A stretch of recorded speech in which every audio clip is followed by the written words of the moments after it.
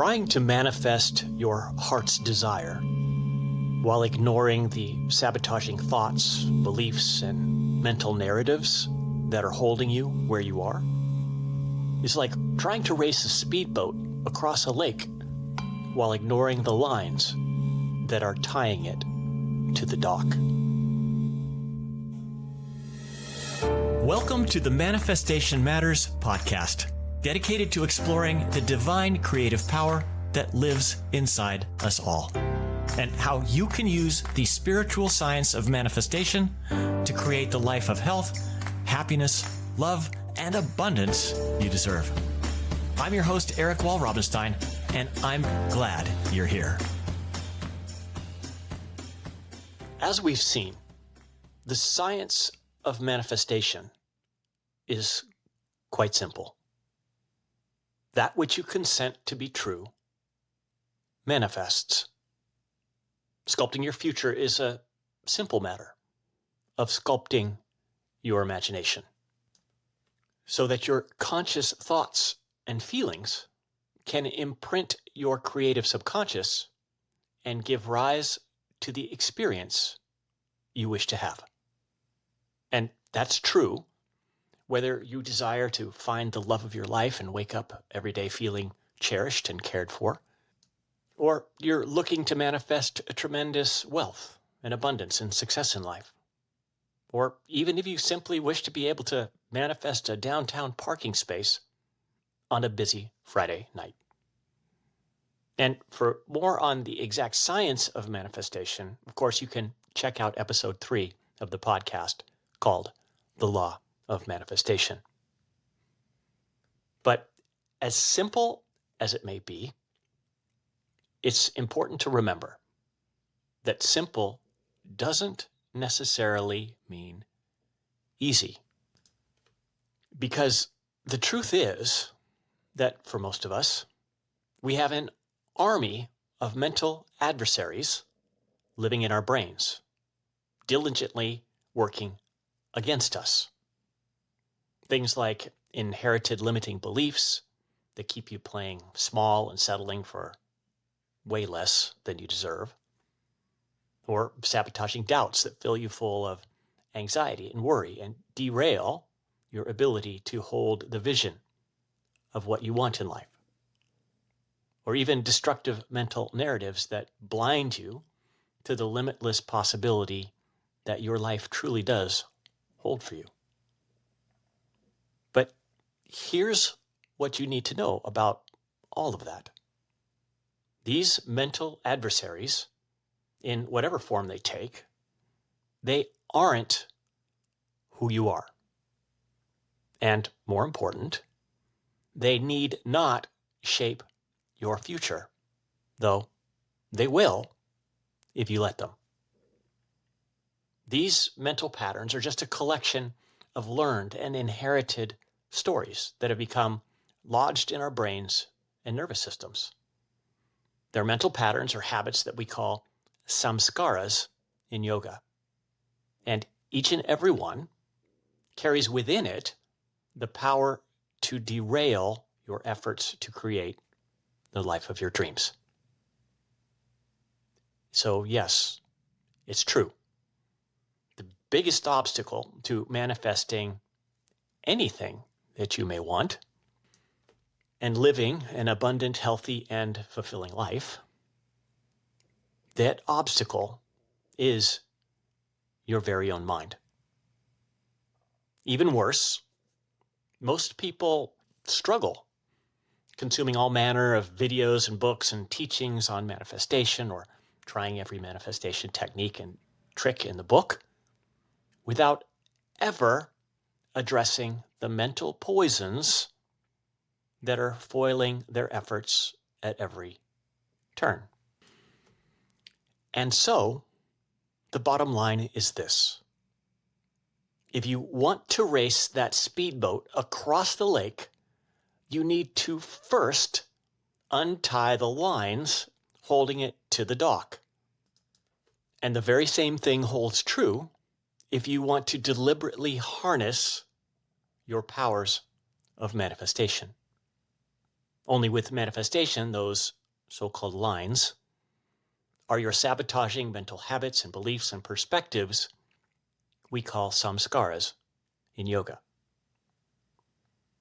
And actually, this is where yoga comes in.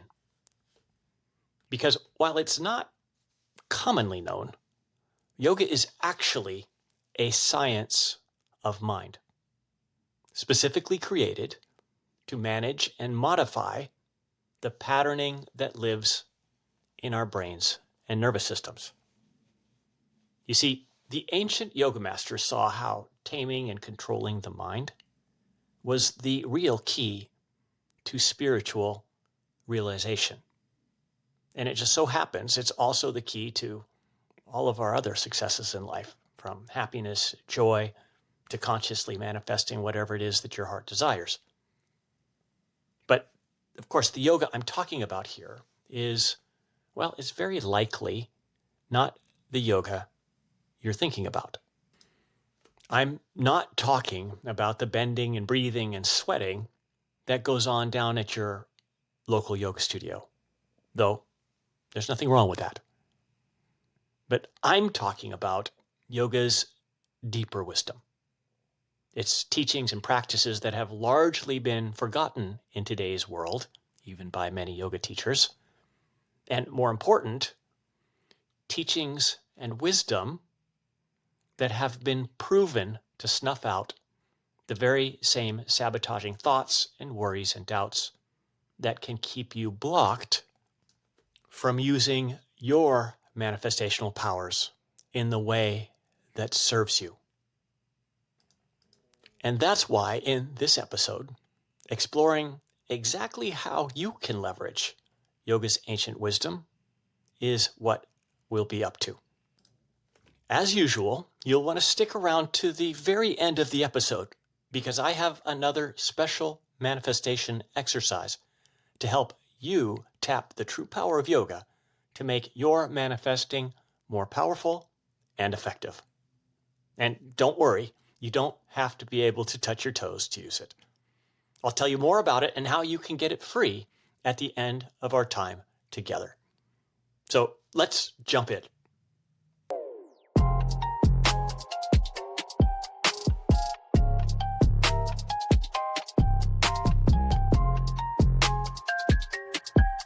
As many of you know, I'm an ordained yogacharya, or yoga master, and I've been practicing, studying, and teaching yoga's ancient science of mind for, well, over 30 years now. And in that time, I've worked with thousands upon thousands of people, from empowering trauma survivors to break free from anxiety and depression, to helping those caught in the web of addiction to reclaim their healthy lives, and to helping over 6,000 U.S. veterans struggling with PTSD to heal from the horrors of war. In fact, in my Phoenix-based yoga center alone, since we opened our doors almost 25 years ago, we've seen over 750,000 students.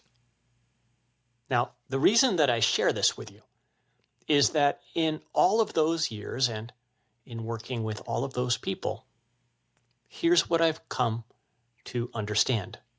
No, make that what I've come to witness with my own two eyes. That when it comes to healing and when it comes to self-empowerment and when it comes to sculpting yourself to be the kind of person who can create the life you truly deserve, yoga is perhaps the most powerful set of tools and techniques ever devised by man.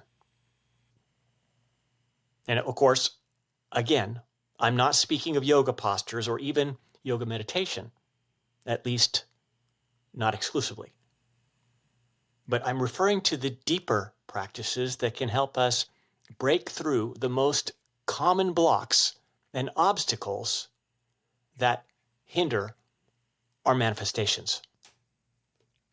I'm talking about techniques like pratyahara, or the withdrawal of the senses, that can help you to hold steady to the vision of your wish fulfilled, no matter what your three-dimensional experience may say.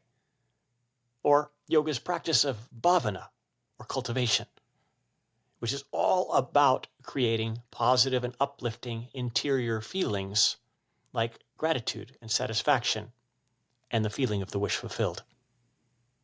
Or the ancient practice of dharana, a technique which, when used correctly, can actually train your imagination to dutifully linger on the thoughts and the feelings that marshal the creative forces of the universe in your favor. And I could go on. You see, over the years, I've been cataloging the main manifestation blocks, both as they have appeared in my own life and in the lives of my students, for well over 10 years. And as it turns out, even with the many, many different types of blocks that keep people stuck, there happens to be a yoga technique or practice that is proven and effective as an antidote for each and every one. In many ways, it's as if yoga, and again, I'm talking about real yoga, not just yoga postures, but it's as if yoga has been actually custom made to awaken our divine creative power, if we use it correctly.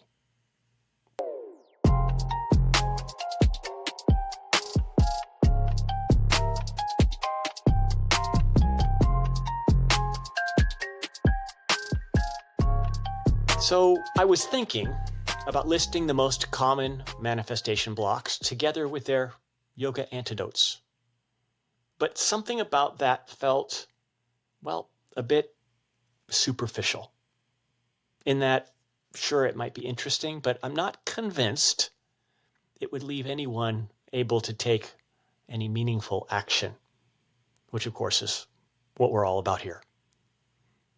So instead, we're going to look at a single manifestation block and then match it with the yoga technique that is most helpful to overcoming it. And then, of course, if there's interest, we can tackle some of the other blocks and yoga antidotes in future episodes. So you can let me know in the comments if that's something of interest to you. So last night, I spent some time going over all of the manifestation blocks that I've cataloged over the years, and I settled on one that, if we're honest, affects us all. And that's doubt. I'm talking about doubt in all of its forms. It could be a doubt about the workings of the law of assumption and the science of manifestation. Or it could be a doubt about your own abilities to stay focused on your desired end state long enough for your desires to outpicture themselves. Or it could even be a doubt about your very own deservedness or worth.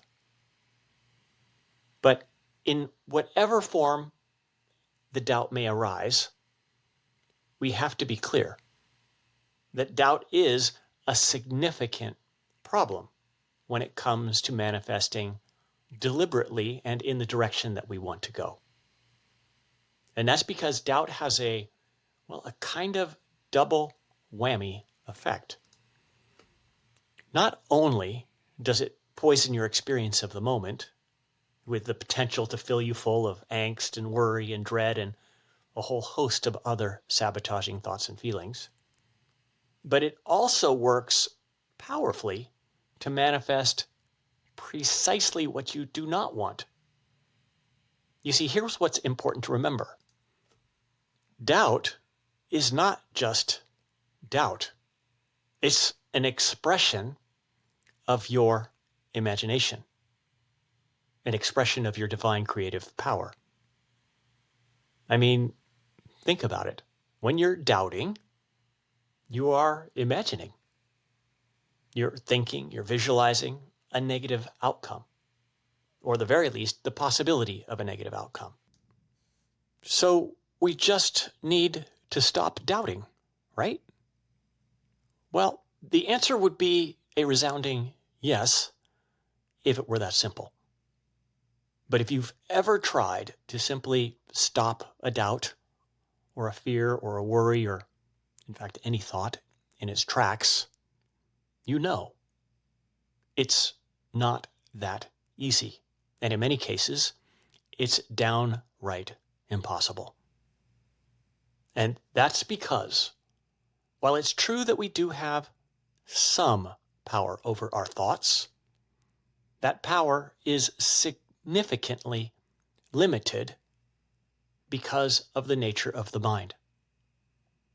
You see, our environments, our circumstances, and the people around us can and do dramatically influence our thoughts in every moment of our lives.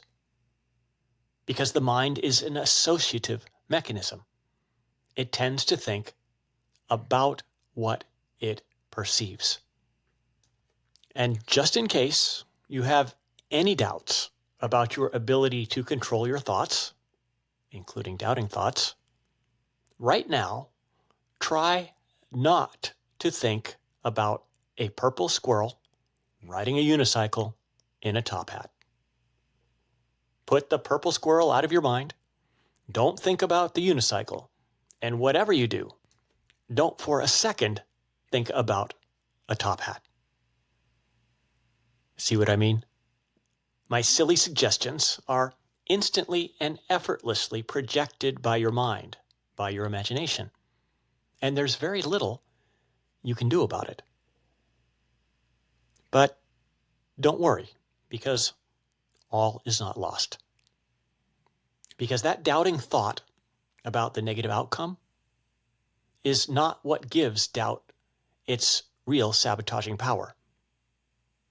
Doubt's power comes not from the thought itself, but from you focusing on it. It comes from you paying attention to it, even obsessing over it.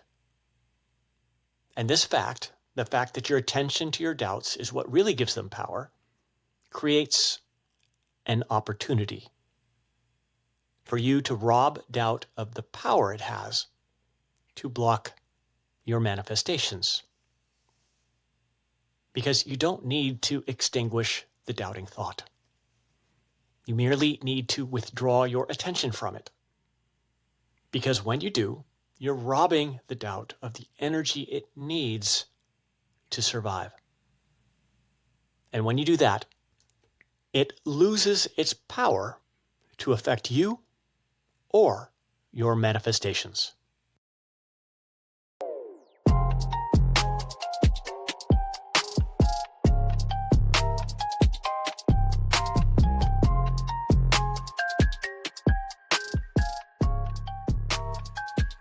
Here's the real problem.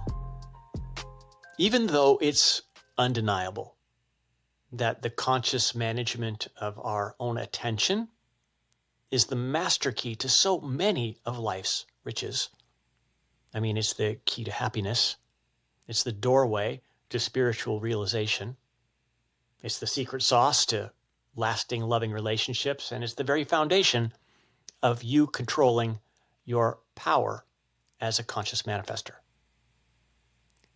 Even so, very few of us have been taught to deliberately manage our attention. And as a result, most of us have a quality of attention that is more like a free-range chicken than the dutiful and powerful servant that your attention was intended to be. For the vast majority of us, our attention wanders, all but completely unmanaged, going here and there, focusing on regrets and worries, obsessing over damaging narratives, coddling, sabotaging beliefs, and generally working against us. And by the way, there's a biological reason that this happens. It's instinctual, actually. Again, something for a future episode.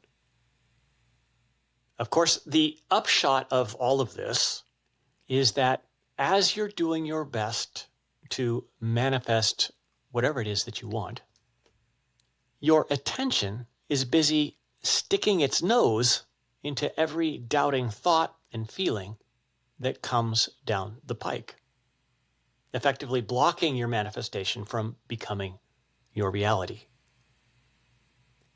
And this is where yoga's practice of dharana comes in. Now, dharana is traditionally translated as concentration. It's your ability to focus your attention on one thing to the exclusion of other things. It's the ability to focus attention on the feeling of abundance to the exclusion of your current bank account balance.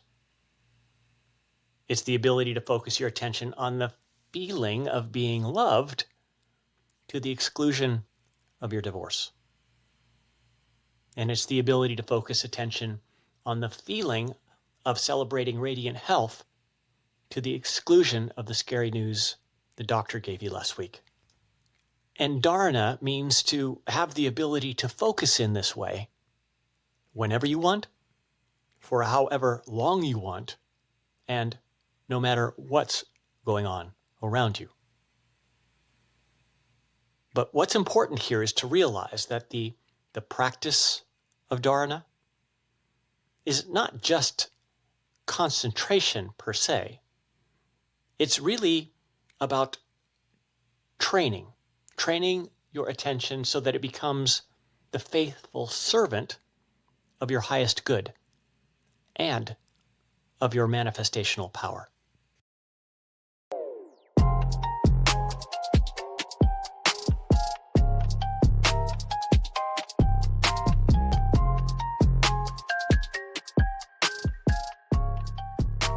The practice of dharana can take many forms, but some of the most effective include particular forms of meditation. And I've included a recorded meditation of one example of the practice with this episode, and I invite you to give it a try. But I do want to warn you, because if you're anything like I was, with an unruly and wandering attention, like 99.9% of the people on the planet, a distracted attention, happy to put its nose into any and every thought of doubt and worry and dread and worse. If that sounds at all familiar, prepare yourself to put in some effort. Because remember, your attention likely has years, if not decades, of momentum behind its wandering habits. Momentum that takes a counteracting force to overcome it. You see, the truth is that training our attention is, well, it's a lot like training a puppy dog. Only because of the years and years of momentum behind its bad habits, we're not training a brand new, curious, and playful puppy dog. Most of us are training an old, stubborn dog, one who's been allowed to chew up the couch and eat from the table and bark his ever-loving head off whenever he pleases for decades. So it's only logical it's going to take a bit of effort. But, and this just might be the most important thing I say in this entire episode, don't let that dissuade you. Put in the work. Train your wayward puppy dog of attention so that it can effortlessly work for you, for your manifestations, instead of against you. For once you do, you'll be opening the door to experiencing the true divine power that has always lived within you.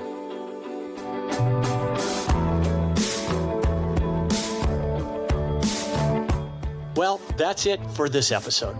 I'm hopeful that you're walking away with a newfound appreciation for the power of your attention and are feeling inspired to train your own attention to be your faithful servant using yoga's ancient practice of dharana.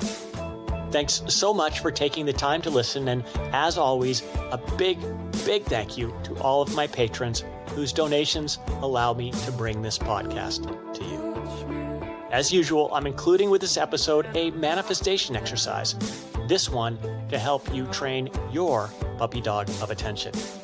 It's a custom recorded meditation that will help you use the practice of dharana to calm your mind and begin the process of winning your attention over to your side.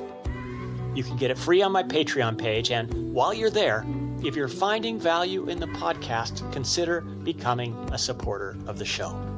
For just a couple of bucks a month, you'll be helping me with production costs, and you'll also get some pretty amazing bonuses each month as my personal thank you. You can learn more over at www.patreon.com/manifestationmatters, and I'll put a direct link in the show notes.